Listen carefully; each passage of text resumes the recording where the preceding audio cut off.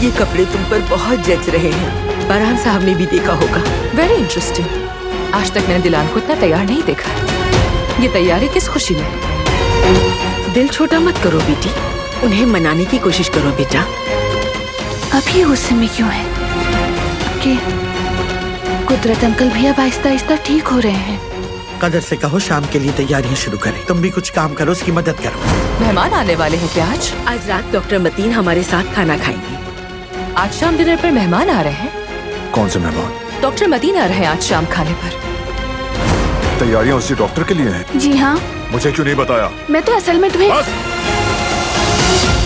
वो कहानियां अधूरी जो न हो सके कि पूरी, उन्हें मैं भी क्यों सुनाऊं, उन्हें तुम भी क्यों